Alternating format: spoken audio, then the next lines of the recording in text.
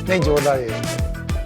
जैसे कि गज्जू मेरे हस्बैंड हैं, तो एक एथलीट और कोच की अंडरस्टैंडिंग 100% हो जाती है वहाँ पे। एक होता है कि 3 घंटे के लिए कोच होता है, वो ग्राउंड पे ट्रेनिंग करा के चला जाता है और वो मुझे कहीं पे भी नहीं बख्शता है, चाहे वो घर हो चाहे ग्राउंड हो। बाई चांस मैंने कुछ छोले भटूरे जैसा कुछ खा लिया घर पे तो वो दिक्कत हो जाती है कि अगला सेशन कैसे लगाओगी तुम, ये सब खाती हो, ये गंदी चीज़ें खाती हो। तो जब मैं ट्रैक पे आता हूँ ना, तो मैं भूल जाता हूँ कि ये मेरी वाइफ है।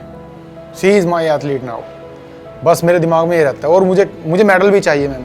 अगर ये अच्छा नहीं करेगी तो बहुत सारी उंगलियां उठ जाती है मैम रिश्ते पे, तो वहाँ पे मुझे प्रूव करना भी पड़ता है खुद को। मेरा नाम है सिमरन शर्मा, मैं उत्तर प्रदेश यूपी से बिलोंग करती हूँ। मेरे इवेंट है 100-200 मीटर रेस और मैं T12 कैटेगरी में खेलती हूँ। मेरा नाम गजेंद्र सिंह है और मैं एक सोल्जर हूँ इंडियन आर्मी में और अभी पैरा एथलेटिक कोच भी हूँ। मेरे अंडर में 2 पैरा एथलीट ट्रेन कर रहे हैं, प्रीति पाल और सिमरन शर्मा, जिसमें से कि सिमरन शर्मा मेरी वाइफ है। एक्चुअली जो मेरा जन्म हुआ था वो प्रीमेच्योर डिलीवरी थी, 6.5 मंथ का मेरा बर्थ हुआ था। उसकी वजह से मतलब पहले तो शुरुआत में तो डॉक्टर ने ही बोल दिया था कि ये नहीं बचेगी, पर मैं फिर भी बच गई। तो उसके बाद मेरी बचपन से ही आँखों में कमी थी और मेरी बॉडी की मसल भी काफ़ी वीक थी। मतलब बहुत सारी चीज़ें थी कि मेरे पे बुक नहीं पढ़ी जाती थी या मतलब ऐसे ऊपर नीचे वर्ड्स चले जाते थे। तो मतलब बचपन से ही ये चीज़ें चलती आ रही थी। ये मुझे जिता रहा है, इसलिए हम जीत रहे हैं। अगर शायद मैं अकेली होती, आपको पता ही है कि हमारा इंडियन कल्चर कैसा है लड़कियों को लेके। मैं ये नहीं बोल रही कि सब जगह सेम है, पर मैं गांव से हूँ तो मैंने बहुत सारी चीज़ें देखी हैं अपने बचपन से लेके। तो अगर आपको कोई सपोर्ट कर रहा है तो आप उसकी सपोर्ट से ज़्यादा आप उसको पैम्परिंग करो, क्योंकि मुझे लगता है आदमियों को भी पैम्परिंग की ज़रूरत होती है और वो आपको फिर दुगना सपोर्ट करेंगे। विमेन पावर के पीछे एक मैन पावर है।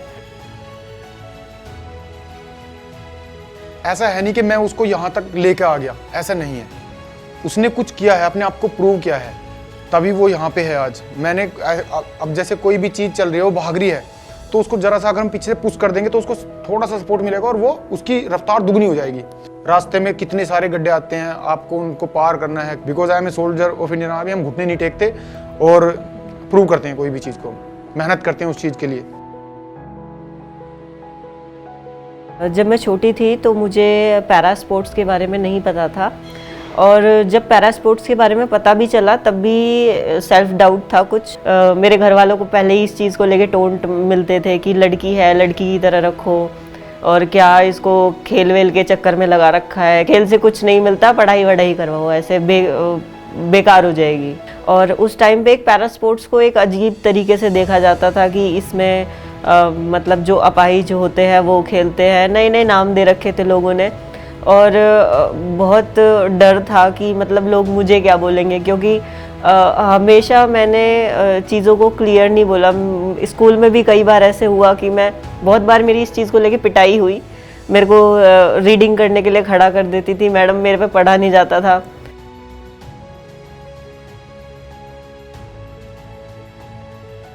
मुझे 2017 में पता चला था, एक नारायण ठाकुर हैं, एशियन गोल्ड मेडलिस्ट हैं वो।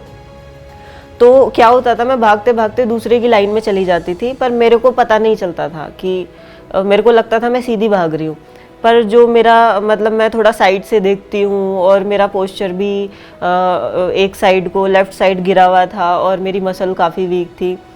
तो उन्होंने एक दिन देख के बोला कि तुम पैरा में क्यों नहीं खेलती हो। तो मैंने बोला कि भैया मतलब शर्म आती है कि सब लोग क्या बोलेंगे कि पैरा में खेल रही है।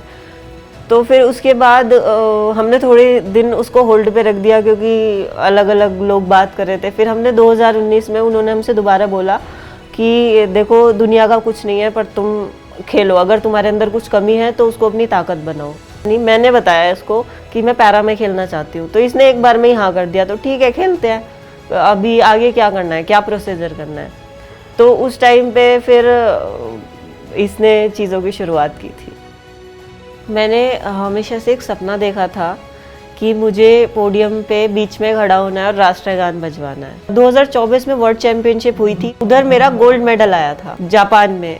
वो फीलिंग जो था ना, मतलब अगर एक शब्द में बोलूं कि सुकून क्या है, तो मेरे लिए सुकून वो था। शॉर्ट टर्म गोल जो है वो है वर्ल्ड चैंपियनशिप, क्योंकि वो इसी साल में है, और जो लॉन्ग टर्म गोल है वो है एशियन गेम और LA 2028। मतलब हमारी तैयारी पहले से ही स्टार्ट हो गई है LA 2028 की, उसमें अपना झंडा लहराएंगे जाके।